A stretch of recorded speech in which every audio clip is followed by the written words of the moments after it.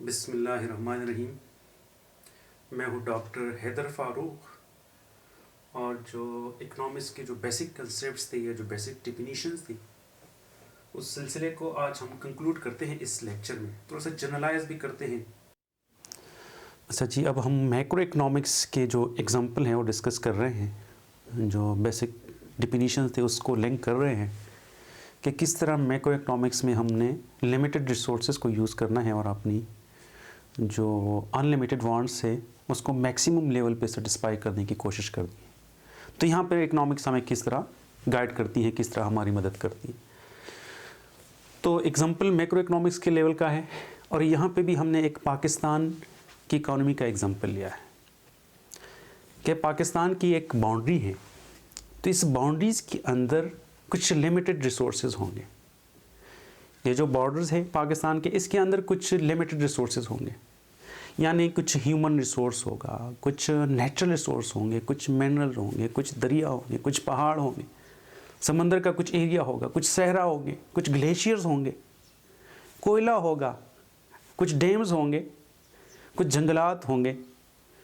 तो इस तरह के कुछ नेचुरल रिसोर्स बाउंड्रीज़ के अंदर और लिमिटेड हैं, लिमिटेड टू द और नेशनल बाउंड्रीज़ हैं। अब इस बाउंड्रीज़ के आगे हम नहीं जा सकते, तो इस बाउंड्री के अंदर ये लिमिटेड हो गए। हो सकता है एक हाउस होल्ड के और एक प्रोड्यूसर के और एक मुल्क के जो रिसोर्सेज है उसमें फ़र्क हो, लेकिन उस सब की कुछ ना कुछ एक हद होती है। तो इस मुल्क की भी रिसोर्सेज की एक हद होती है, एक लिमिटेशन होती है। वो हो सकता है एक प्रोड्यूसर से ज़्यादा हो, एक हाउस होल्ड से ज़्यादा हो, लेकिन फिर भी उसकी एक हद होती है, एक लिमिटेशन होती है। यानी हम एक एग्जाम्पल के तौर पर ले लें, फ़र्ज़ करें पाकिस्तान के जो हमारा बजट है, बजट 2023-24 का 14.47 ट्रिलियन या 14,000 अरब रुपए हमारा बजट था इस जो फिस्कल ईयर है 2023-24 का।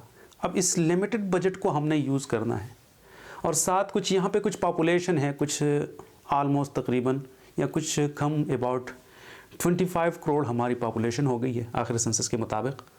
यहाँ पे कुछ नेचुरल रिसोर्स है, कुछ कैपिटल होगा, कुछ टेक्नोलॉजी होगी, ये सारे क्या है, लिमिटेड रिसोर्सेज है। बजट लिमिट है, रिसोर्सेज लिमिटेड हैं, लिमिटेड ह्यूमन रिसोर्स है। अब इस ह्यूमन रिसोर्स में काम करने वाले लोग की भी कुछ लिमिटेड पॉपुलेशन होगी, यानी जो 18 साल से 60 साल के दरमियान कुछ लिमिटेड लोग मौजूद होंगे काम करने। इस 22 करोड़ 25 करोड़ में कुछ 10 करोड़ होंगे, कुछ 12 करोड़ होंगे, इस तरह के।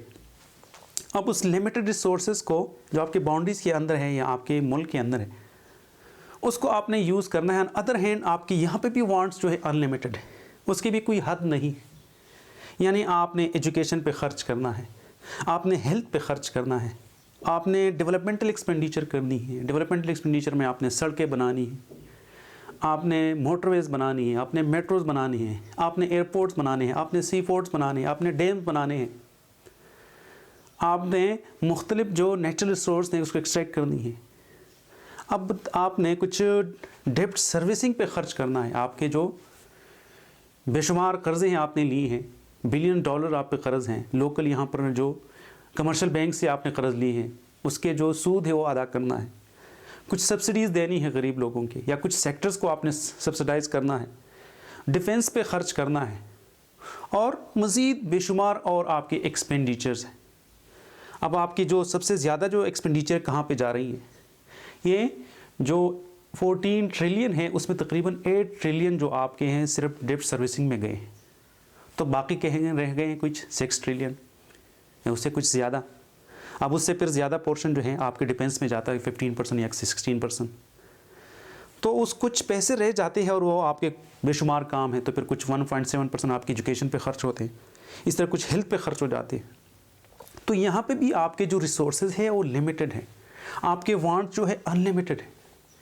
लेकिन यहाँ पे भी आपने वही फार्मूला यूज़ करना है कि इस लिमिटेड रिसोर्स को मैंने उसकी जो बेनिफिट्स हैं वो मैक्सिमम लेवल पे लेके जाने हैं, जो कि इकोनॉमिक्स का मेन आइडिया है, मेन कंसेप्ट है। अब वो किस तरह हम लेके जा सकते हैं, फ़र्ज़ करें एक बजट में कुछ डेवलपमेंटल एक्सपेंडिचर में आपके पास कुछ 10 मिलियन रुपीज़ हैं, 10 मिलियन रुपीज़ हैं या कुछ ख़ास अमाउंट है, उसमें आप फ़र्ज़ करें 3 स्कूल बना सकते हैं या एक स्कूल, चलो हम शॉर्ट कर देते हैं, एक स्कूल आप बना सकते हैं।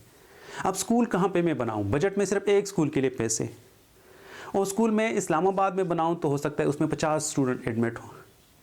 अब वो स्कूल में पेशावर में किसी जगह पे बनाऊँ, हो सकता है वहाँ पे 150 स्टूडेंट आ जाए। अब अगर मैं पेशावर पे ये बनाऊँ स्कूल में तो ज़्यादा सेटिस्फेक्शन मुझे मिल रहा है, ज़्यादा लोग वहाँ पे फैसिलिटेट हो रहे हैं, तो स्कूल वहाँ पे बनाना चाहिए, रिसोर्सेज एफिशिएंटली इस तरह यूटिलाइज होंगे।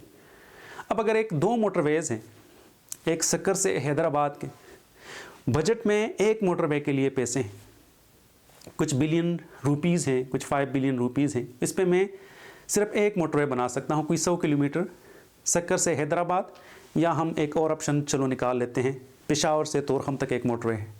मोटरवे एक बन सकती है, बजट में जितने पैसे हैं, लिमिटेड रिसोर्सेज है। लेकिन ऑप्शन 2 है, 2 अल्टरनेटिव ऑप्शन है।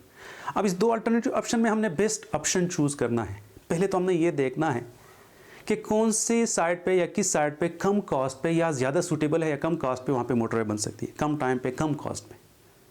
फिर बाद में हमने ये देखना है कि वहाँ पे कितने लोग फैसिलिटेट होंगे। अब हो सकता है वहाँ पे शावर से जो तोरखम तक है 1 मिलियन लोग सफ़र करेंगे, यहाँ पर कोई 1 मिलियन से कम लोग सफ़र करेंगे, तो वहाँ पे सेटिस्फेक्शन मुझे ज़्यादा मिला है, क्योंकि आप आगे एक किसी और मुल्क के साथ, अपने अफगान बॉर्डर के साथ हैं, वहाँ पे और ट्रेड भी उसी के साथ होगा, तो इसलिए वहाँ पे ज़्यादा लोग सफ़र करेंगे और टूल से उसके पैसे भी जल्दी रिकवर हो जाएंगे।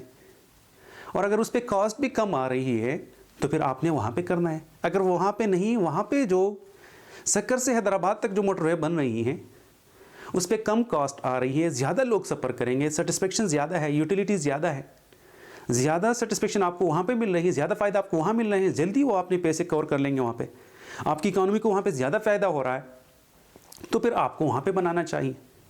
तो इसी तरह आप लिमिटेड रिसोर्सेज को मैक्सिमम लेवल पे लेके जा सकते, ज़्यादा से ज़्यादा फ़ायदा आप उससे हासिल कर सकते।